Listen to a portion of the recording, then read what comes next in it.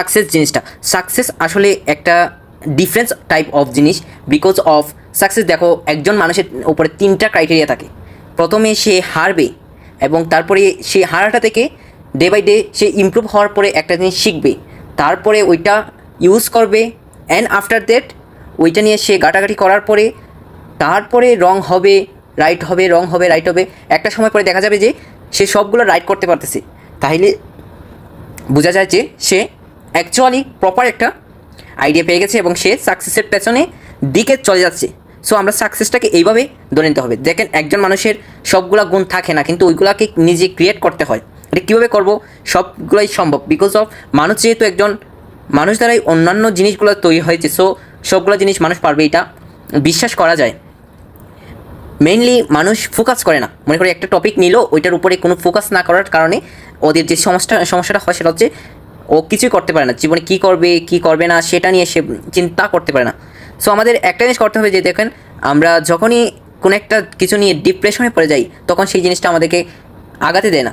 So আমাদের কী করতে হবে? ডিপ্রেশন পড়ার পরেই সাথে সাথে আমাদেরকে শেখার একটা ট্রাই করতে হবে।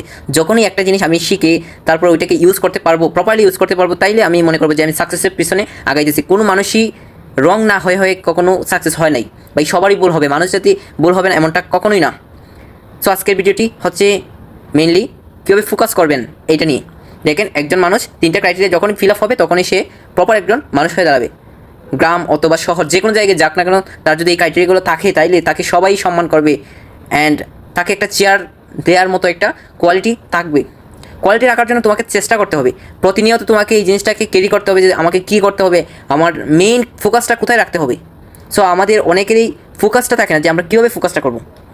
আমাদের মেইনলি দরকার যে আমরা কীভাবে ফোকাস করতে পারি একটা জিনিসের ভিতরে, অ্যান্ড আফটার দ্যাট আমরা ওইটা ট্রাই করব, অ্যান্ড ওইটা ইউজ করব, দেন আমরা একটা জিনিস বানাবো। দেখেন, আমরা যখন রান্না করতে যাই তখন কতগুলো জিনিস আমাদেরকে খেয়াল রাখতে হয়। প্রথমত আমরা থাল বাসন নিয়ে নিই এবং কড়াই যেগুলো লাগে আর কি আমাদের, তারপর গ্যাস লাগে, মানে এই রকমই আমাদেরকে আমাদের নিজের ভিতরে সেইগুলো আনতে হবে। মনে করি আমরা যে রান্না করার পরে আমরা একটা প্রপার তরকারি পাই, যেটা বাংলা ভাষায় তরকারি বলা হয়। সো এইরকমই আমাদের নিচের ভিতরে ক্রাইটেরিয়াগুলো আনতে হবে, যে জিনিসগুলো আমাদের লাগে ওইগুলো আমাদের আগে আনতে হবে। আফটার দ্যাট আমরা ওইগুলা নিয়ে কাজ করতে পারবো, নতুবা আমরা কোনো কিছু করতে পারবো না। এটা আমাদের মেইন টার্গেট রাখতে হবে। মনে করেন আপনার সামনে কিছু একটা দাঁড়িয়ে আছে বা কোনো একটা জীব বস্তু দাঁড়িয়ে আছে, তাহলে আপনার মনটা কী হবে? হঠাৎ করে একটা চমক দিয়ে উঠবে। সো আমার সঙ্গে সেই ঠিক সেমভাবে হয়েছে। আমি যখন ইন্ডিয়া আসার মতো পরিকল্পনা করেছিলাম, তারপরে প্রসেস ডে বাই ডে আগিয়েছি, অ্যান্ড আফটার দ্যাট আমি সবগুলো কমপ্লিট করার পরে